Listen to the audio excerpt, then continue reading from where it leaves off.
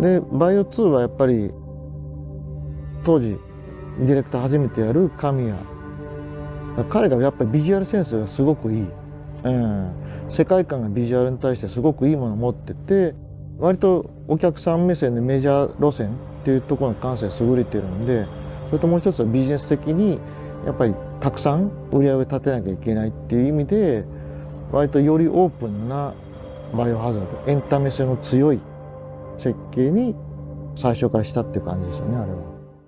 En el último vídeo repasamos el proceso de diseño y desarrollo de la primera entrega de Resident Evil. También repasamos los comienzos de Shinji Mikami en su carrera dentro de la industria de los videojuegos, y cómo, tras el lanzamiento de Resident Evil 1, pasó a ser una personalidad importante dentro de Capcom, la empresa desarrolladora de la saga. Como acabamos viendo, la primera entrega fue un éxito rotundo, ya no solo por su alto número de ventas, sino por la recepción tan positiva por parte de prensa y fans.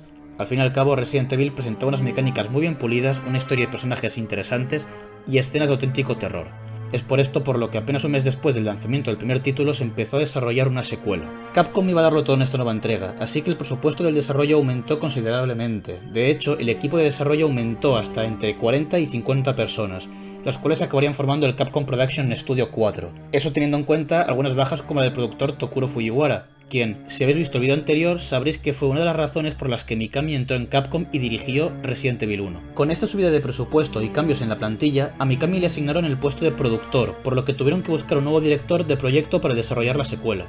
El candidato que propuso el propio Mikami era Hideki Kamiya, un miembro del equipo de unos 26 años que ya trabajó en la anterior entrega como planificador, o, como lo conocemos hoy en día, diseñador de videojuegos. Había varios motivos por los cuales Mikami quería pasarle el testigo de director al joven Kamiya. Era una persona carismática, muy trabajadora y sin miedo a la responsabilidad o a tomar riesgos. Estos rasgos hacían a Kamiya un buen candidato para tomar el relevo de director, a pesar de su inexperiencia. Antes de seguir con el desarrollo de Resident Evil 2, cabría explicar de dónde viene este desarrollador.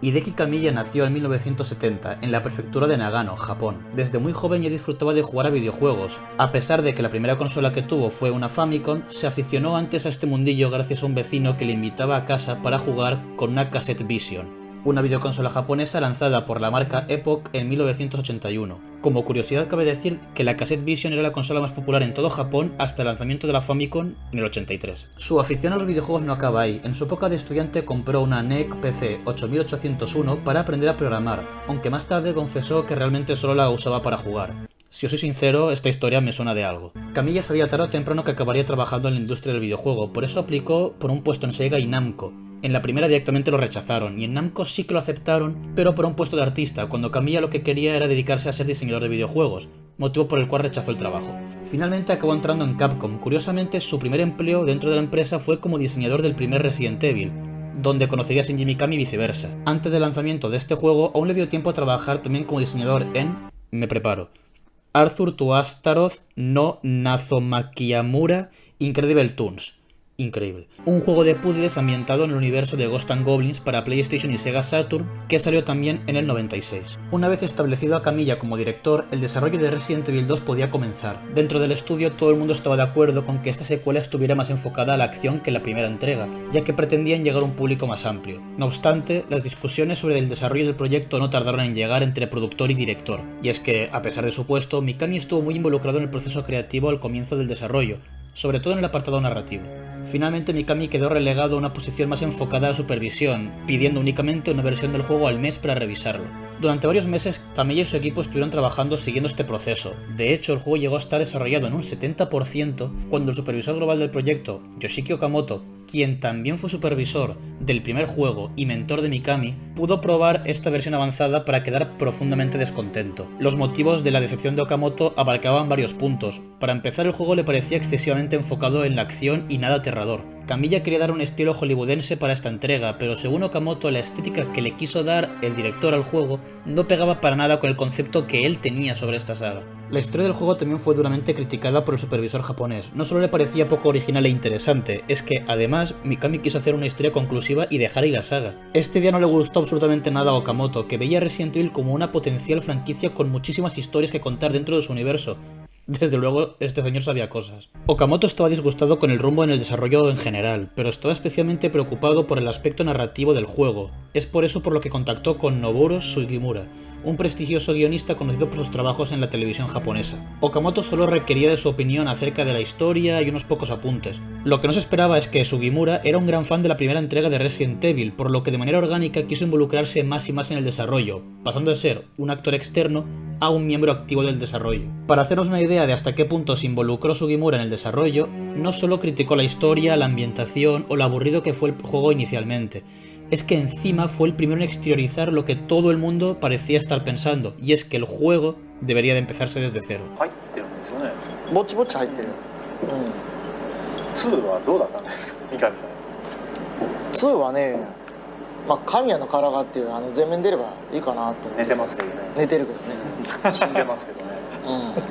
でもカラー出過ぎてやり直しになったんじゃん。あ、1.5 ね。あれ 1.5 の時、だからもう雑誌とかも打ってましたよね。バイオハザードの次回作とか出してたよ。出してましたよね。次回登場キャラとか。でボツにしたんですよね。言うこと聞かないんだよこいつ。まああれきっと俺でも考えて考えて出したネタが、まあとりあえず作るだけ作らさして形になった時点でいや5でも分かるやろ。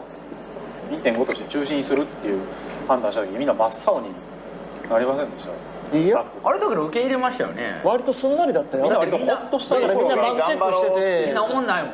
みんな思んないからやり直ししたいっていう方っていうかが多かったよ。まあ作ったやつで思んないっていうのもないねんけど、マジで思んなかった。結構言われてホッとしたみたいなところが。ホットっていうよりかまあ良かったねってその方がいいやっていうようなリアクションの方が多かったね。A esta versión cancelada se le conocería en un futuro como Resident Evil 1.5. A partir de este punto, los miembros del equipo y la propia compañía estuvieron de acuerdo en reiniciar el desarrollo de Resident Evil 2, pero con Sugimura como parte del equipo desde el principio. A causa del reinicio, el juego se atrasó un año, siendo un tiempo bastante considerable teniendo en cuenta los estándares de aquellos días. Debido a este retraso, empezó a desarrollarse un mal ambiente en el equipo de desarrollo, incluso algunos miembros llegaron a pedir la retirada de Kamiya como director, pero siempre que Mikami preguntaba quién quería sustituirle, nadie daba un paso adelante. Y es que debido al estrés provocado por el desarrollo, Kamiya se pasaba las noches en vela debatiendo en su cabeza temas relacionados con el juego, hasta el punto de desarrollar insomnio. Para poder conciliar el sueño, creía que la manera más efectiva era tomar alcohol antes de dormir, y es que durante una temporada estaría siguiendo esta rutina de beber alcohol todas las noches hasta quedarse durmiendo. Evidentemente este abuso no tardaría en pasar factura. Tras una cena donde comenzó a vomitar sangre, Kamiya fue hospitalizado y se le hicieron varias pruebas. Debido al miedo que pasó en el hospital, decidió no beber nunca más, aunque supongo que se refería durante el desarrollo del juego, porque en la entrevista donde sacó esta anécdota, el director japonés bromea con estar haciéndose una cerveza, y en esta otra entrevista literalmente acabó borracho. Mientras aguantaban el mal ambiente en el equipo y los problemas de salud, Kamiya y Sugimura reescribieron el guión entero. El equipo de desarrollo también empezó el juego desde cero, aunque pudieron reutilizar material que ya habían desarrollado. Entre los cambios que hicieron se encuentran una sustitución en uno de los protagonistas. Inicialmente iban a ser Leon S. Kennedy y Elsa Walker, un oficial de policía novato y una universitaria amante de las motos, respectivamente. Si bien Leon sí que acabó siendo uno de los personajes principales, Elsa fue retirada para meter a Claire Redfield. Si el apellido suena es porque se trata de la hermana de Chris Redfield, uno de los dos protagonistas del primer juego. Con este cambio, Sugimura hizo dos cosas. Primero, agilizar el cambio de protagonista poniendo a un personaje del mismo perfil que el primero. Y segundo, establecer una relación entre los protagonistas de ambos juegos para que los jugadores sintieran estar jugando dentro del mismo universo. Los personajes secundarios también fueron readaptados tanto en participación dentro del juego como en la historia. En la 1.5 ambos protagonistas iban acompañados por dos personajes secundarios. Leon iba con el oficial Marvin y la investigadora Linda. Si bien Marvin sí que salió en el juego final, el personaje de Linda fue sustituido por el de Ada Wong, uno mucho más interesante y en mi opinión uno de los mejores de toda la saga. A Elsa la acompañarían un hombre llamado John y Sherry Birkin. Sherry sí que acabaría saliendo en el juego final, pero el personaje de John fue sustituido por el de Robert Kendo, el dueño de la tienda de armas del comienzo del juego.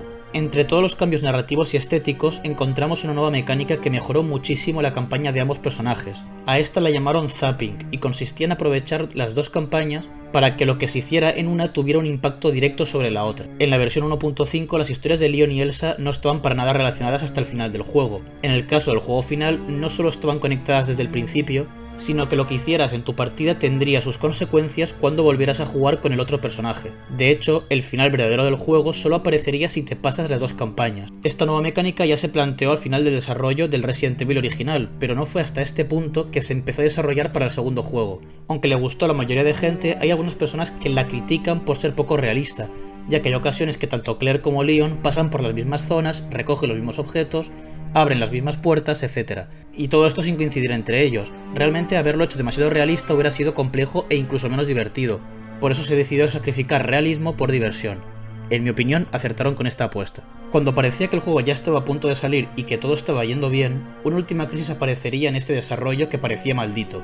Lo que ocurrió es que, debido a un problema en los archivos del audio del juego, Resident Evil 2 saldría con 2 discos en vez de 1, que era lo acordado. La persona que se enteró de este problema fue Yasuhiro Ampo, ingeniero de software principal del juego, quien ya participó en el desarrollo de la primera entrega y en un futuro acabaría siendo el director de Resident Evil 2 Remake, estrenado en 2019 más de 20 años más tarde. Ampo le contó a Mikami el problema con los 2 discos. Como productor, Mikami debía asegurarse que el desarrollo del juego avanzaba correctamente y se mantenía dentro del presupuesto. Que el juego fuera a salir en 2 discos en vez de 1 iba a hacer que los costes de producción y distribución aumentaran demasiado. A pesar del jarro de agua fría que le supuso a Mikami al comienzo, el problema se resolvió de manera rápida. El desarrollo de Resident Evil 2 ya había sido un desastre y llevaba 1 año de retraso. La directiva de Capcom no le molestaba este aumento de costes si eso implicaba sacar el juego lo antes posible. Resident Evil 2 sería lanzado en todo el mundo en enero del 98. Las estimaciones de unidades vendidas pasaron del $250,000 del juego original a los 2 millones para esta entrega. Debido al éxito del primer juego, todos los fans estaban expectantes por la secuela. Es por esto por lo que el recibimiento fue brutal, más grande incluso de lo que Capcom había previsto. Y es que, si nos acordamos de las ventas del primer juego en PlayStation, estas eran de 2,75 millones de unidades. La versión base de Resident Evil 2 vendió solo en esa plataforma 4,96 millones de juegos. Un auténtico despropósito para aquella época. A nivel histórico, está en la posición número 11 en los juegos más vendidos para PlayStation. Tras este éxito inicial, Capcom desarrollaría ese mismo año, 1998, una nueva versión llamada Resident Evil 2 DualShock Version, con nuevos modos de juego y compatibilidad con el nuevo mando DualShock de PlayStation, caracterizado por los joysticks y vibración del mando. También sacaron ports para PC y Sega Dreamcast, además de 2 ports para consolas de Nintendo, uno para la Nintendo 64 en 1999 y otro para la GameCube en el 2003. El desarrollo de estos últimos merece su vídeo aparte, y como te merece mención la versión de Resident Evil 2 para Game.com y las versiones canceladas para la Game Boy Advance y Sega Saturn. Entre todas las versiones, Resident Evil 2 vendió más de 6 millones de unidades. El juego no solo fue un éxito comercial, y es que tanto críticos como jugadores reconocieron la calidad de esta nueva entrega. No es raro encontrar a un fan de la saga cuyo juego favorito sea el Resident Evil 2 original. En mi caso no es mi juego favorito de toda la serie, pero sí que es mi favorito de todos los que salieron en la PlayStation 1, y el segundo que más me gusta de las entregas de corte clásico. Como veis, se podría decir que todo el desarrollo valió la pena. El juego acabó siendo un éxito en todos los apartados y estableció a Resident Evil como una saga relevante con millones de fans en todo el mundo dispuestos a jugar las siguientes entregas. A nivel personal y profesional, tanto Mikami como Kamiya también salieron muy bien parados de esta experiencia. Kamiya encontró en Sugimura a un mentor que le ayudaría durante varios años, y Mikami consiguió obtener mejores condiciones laborales y salariales para los desarrolladores de Capcom a partir de ese momento. Como es obvio, no se tardaría mucho en planificar las siguientes entregas. En este punto, Capcom sabía del potencial de la saga. Es por esto por lo que pusieron a varios equipos a llevar distintos proyectos a la vez, lo cual desembocaría en nuevos problemas de desarrollo. Pero eso lo veremos en los siguientes vídeos de cómo se desarrolló Resident Evil. もうちょっと違うところ2の裏話みたいなところでゲームできへんかみたいなところで走ったのが外伝であって、そのうちデュアルショックが入ってきて、じゃあデュアルショック終わってからやろうっていう話だったんですよね。仕掛けとか結構ムカついたりしてねクランク回したらクランク折れたりとかするやんかあの辺があれ面白かったけどな、あれポキって俺今までにないバイオやと思ったもんね。目が点になった瞬間あ折れた。俺一番って思ったのが市長の銅像かなんか回った